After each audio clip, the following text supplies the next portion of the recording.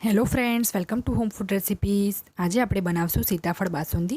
સીતાફળની જે બાસુંદી હોય છે નોર્મલ બાસુંદીની કમ્પેરમાં ખૂબ જ વધારે ટેસ્ટી હોય છે, કારણ કે આપણે અંદર સીતાફળનો પલ્પ એડ કરીએ છીએ. એનાથી જે એનો ટેસ્ટ છે એ પણ બમણો થઈ જાય છે. આ બાસુંદી બનાવવી ખૂબ જ સરળ છે. ખૂબ જ ઓછી વસ્તુ યુઝ કરીને આ બાસુંદી બની જાય છે. તમે આને બનાવીને ફ્રીજમાં 2 દિવસ સુધી સ્ટોર પણ કરી શકો છો. એ બિલકુલ ખરાબ નહીં થાય. તો ચલો એને બનાવવાનું શરૂ કરીએ. તો સૌથી પહેલાં એક પેનમાં આપણે 600 ml એટલે કે 3 કપ જેટલું મલાઈવાળું દૂધ નાખી દઈશું. હવે આ દૂધને આપણે વચ્ચે વચ્ચે હલાવતા રહીને જ્યાં સુધી એ અડધા ભાગનું ના થઈ જાય ત્યાં સુધી ગાઢું કરીશું. 12 થી 15 મિનિટનો સમય લાગી જશે આ પ્રોસેસમાં. અને વચ્ચે વચ્ચે ચમચાથી આપણે આ રીતે એને હલાવતા રહેવાનું છે, જેથી જે દૂધ છે એ તળિયામાં ચોંટે નહીં. ટોટલ 15 મિનિટના સમય પછી તમે જોઈ શકો છો કે આપણું જે દૂધ છે હવે અડધા ભાગ કરતાં પણ મેં થોડુંક વધારે ગાઢું કરી લીધું છે. તો આ સ્ટેજ ઉપર આપણે એની અંદર 3 મોટી ચમચી જેટલી એટલે કે 3 ટેબલસ્પૂન જેટલી ખાંડ એડ કરીશું. ખાંડ તમે થોડી વધારે પણ લઈ શકો છો. 1 મોટી ચમચી જેટલી બારીક કાપેલી બદામ, 1 મોટી ચમચી જેટલા બારીક કાપેલા પિસ્તા એડ કર્યા છે. હવે બધું જ આપણે સારી રીતે મિક્સ કરી લઈશું. અને હવે આપણે આની અંદર સીતાફળનો પલ્પ એડ કરીશું.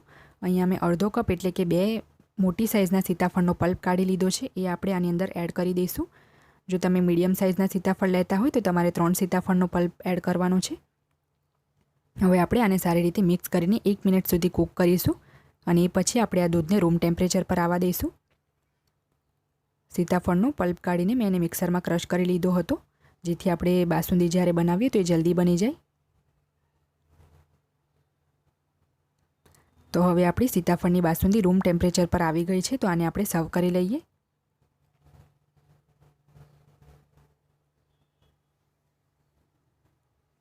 બાસુંદીને સર્વ કરવા માટે મેં એક બાઉલ લઈ લીધું છે, જેમાં આપણે આ બાસુંદીને સર્વ કરી લઈશું.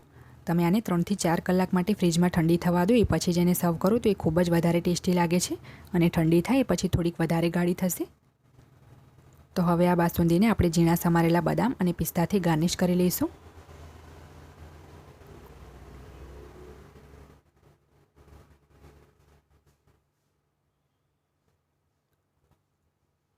ફ્રેન્ડ્સ, આપણી સીતાફળની બાસુંદી બનીને તૈયાર છે. તમે આને પૂરી સાથે લંચ કે ડિનરમાં સર્વ કરી શકો છો, કે પછી એમનેમ પણ એ ખૂબ જ ટેસ્ટી લાગશે.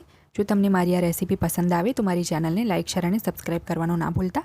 સબસ્ક્રાઇબ બટનની બાજુમાં જે બેલ આઇકન છે એને પણ દબાવજો, જેથી તમને મારા દરેક નવા વિડીયોની નોટિફિકેશન મળતી રહે.